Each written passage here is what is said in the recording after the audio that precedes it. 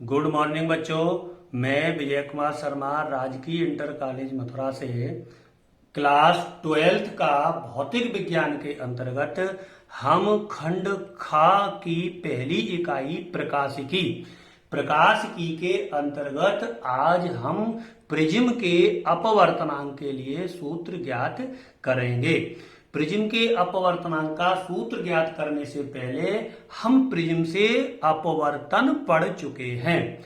तो इस चित्र में मैंने प्रिज्म के द्वारा अपवर्तन दिखाया हुआ है। जिसे आप एक बार में और रिपीट कर देता हूं कि प्रिज्म से अपवर्तन किस तरह से होता है। हालांकि इससे पहले हम इसको जान चुके हैं। तो ये प्रिज्म के ए बी पृष्ठ पर मैंने दिखाई है। पी क्यू एक आपतित किरण है और क्यू आर अपवर्तित किरण है, आर एस निर्गत किरण है।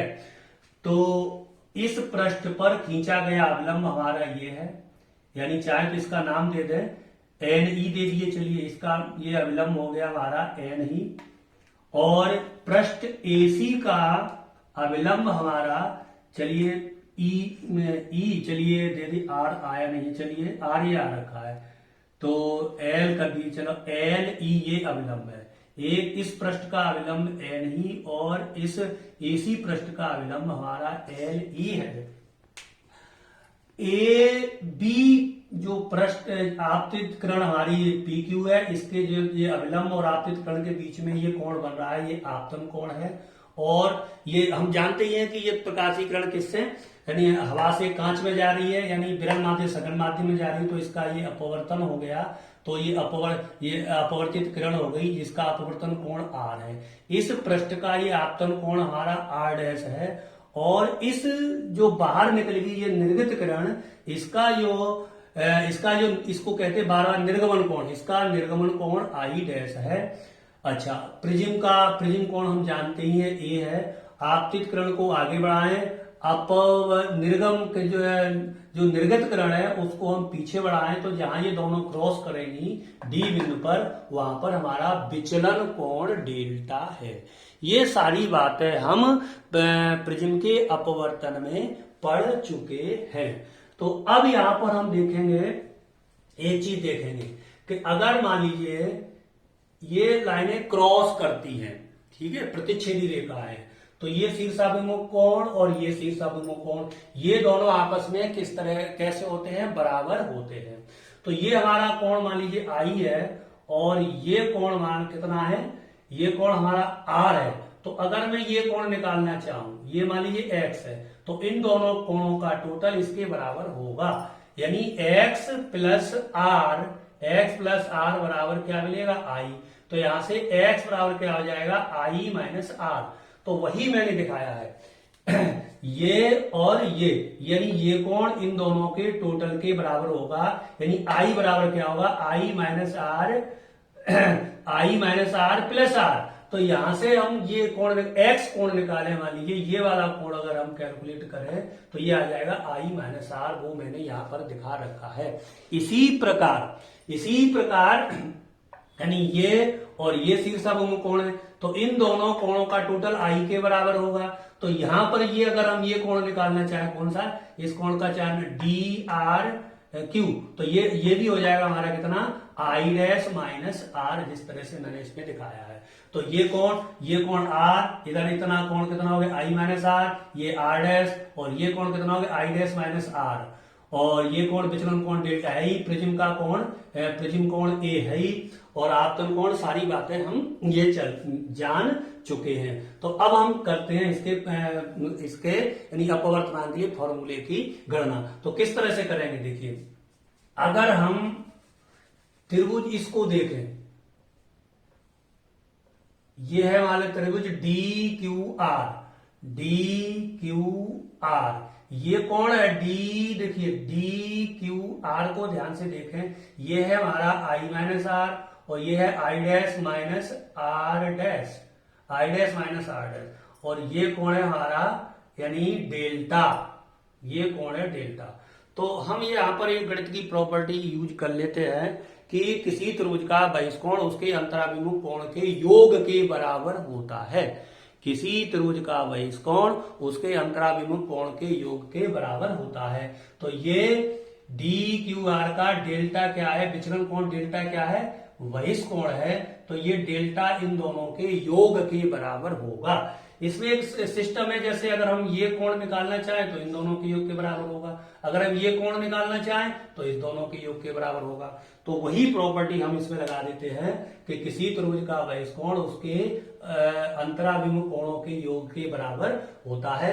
तो मैं लिखूंगा त्रिभुज डी क्यू आर में, त्रिभुज डी क्यू आर में विचलन कोण डेल्टा बराबर क्या मिलेगा, आई माइनस आर प्लस आई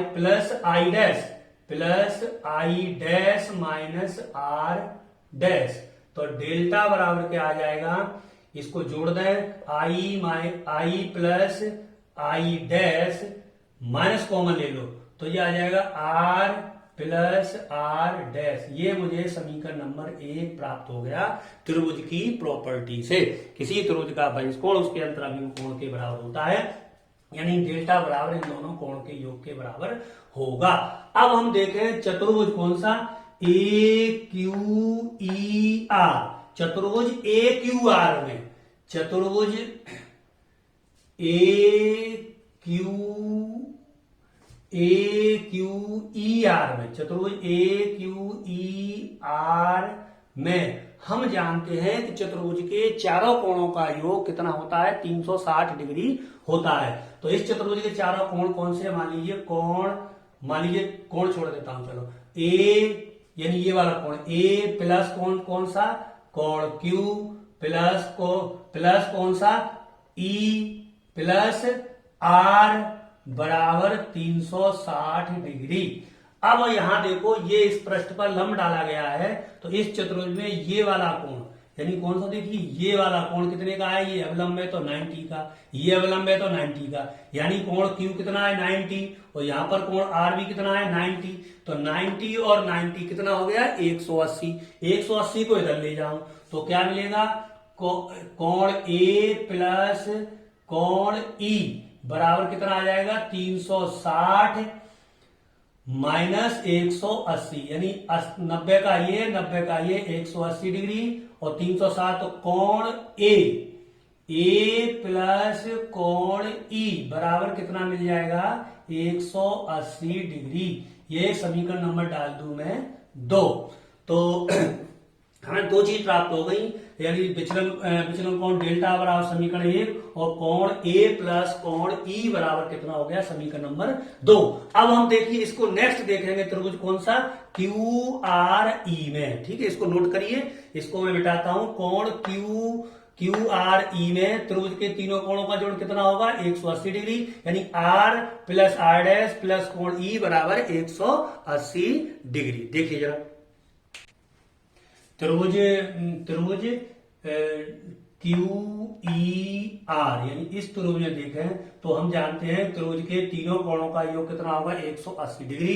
तो एक कोण इसका कितना है आर प्लस ये कितना है आर डैश और प्लस कोण कितना ई, तो वही मैंने ये लिखा है R plus R dash plus E बराबर 180 डिग्री। अब हम समीकरण 2 और 3 को ध्यान से देखें, इनकी लेफ्ट हैंड साइड बराबर है, यानी 180, तो इनको हम कंपेरिजन कर लें, तुलना कर दें, तो इसकी लेफ्ट हैंड साइड बराबर है तो राइट हैंड साइड भी बराबर होगी। तो मैं ये इसमें कर दूंगा ए प्लस ई, कोण ए प्लस कोण ई बराबर R plus R dash plus कोण ई। इसमें क्या होगा, ई से ई कैंसिल हो जाएगा, तो ए बराबर कितना मिल जाएगा मुझे, ए बराबर मिल जाएगा आर प्लस आर डैश। तो r प्लस आर डैश इसको नंबर 4 डाल दूं तो r प्लस आर डैश की वैल्यू यहां लगा दूं, यानी r प्लस आर डैश बराबर कितना मिल गया a। तो यहां तो तब डेल्टा बराबर, तो डेल्टा बराबर यानी विचलन कोण डेल्टा बराबर कितना मिल जाएगा i plus I dash minus r plus R dash की जगह कितना मिल जाएगा a। तो ये समीकरण नंबर डाल दूंगा मैं 5।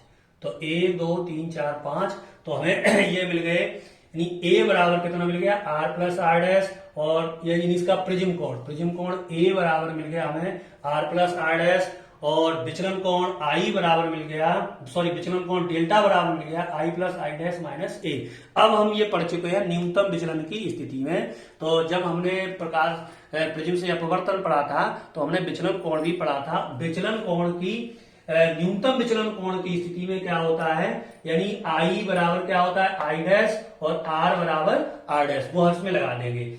अल्पतम विचलन की स्थिति में हम जानते हैं कि अल्पतम विचलन की स्थिति में डेल्टा बराबर क्या होता है, हम पढ़ चुके हैं डेल्टा बराबर होता है डेल्टा एम, और आई बराबर क्या होगा आई डैश, आर बराबर क्या होगा आर डैश। यानी अल्पतम विचलन की स्थिति में क्या होगा आई बराबर आई डैश, आर बराबर आर डैश, और विचलन कोण न्यूनतम विचलन को ही हम क्या कहते हैं अल्पतम विचलन कोण डेल्टा, यानी डेल्टा बराबर क्या हो जाएगा डेल्टा एम। तो वो मैं इसमें लगा दूंगा। लगाते हैं तो कोण ए बराबर समीकरण 4 से देखिए बराबर क्या है आर प्लस ये आर भी क्या है बराबर है आर डैश के, तो इसको हो जाएगा आर, तो इसका मतलब आर प्लस आर कितना हो गया 2r बराबर क्या हो गया a, तो r बराबर मिल जाएगा a बाई 2। इसको नंबर दे दूं मान लीजिए 6। अब अल्पतम विचलन की स्थिति किस में लगा दें समीकरण 5 में लगा दें, तो डेल्टा बराबर क्या मिलेगा आई प्लस आई, यानी आई प्लस ये भी क्या है आई, तो बराबर है अल्पतम विचलन से, तो ये भी हो जाएगा आई, और माइनस क्या हो जाएगा यानी ये हो जाएगा डेल्टा की जगह डेल्टा एम, और माइनस क्या हो जाएगा ए, तो ये हो जाएगा बराबर 2i माइनस ए। अब देखिए इसको आगे थोड़ा सॉल्व करते हैं तो क्या मिल जाएगा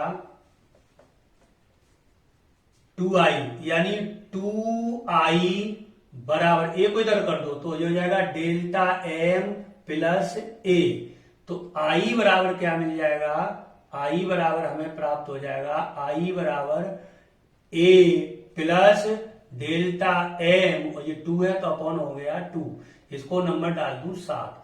अब हम लगा दें देखिए r बराबर मिल गया हमें a बाई 2 और i बराबर मिल गया हमें a plus delta M by 2, तो अब हम इसमें लगा दें स्नेल का नियम, तो हम लिखेंगे स्नेल के नियम से,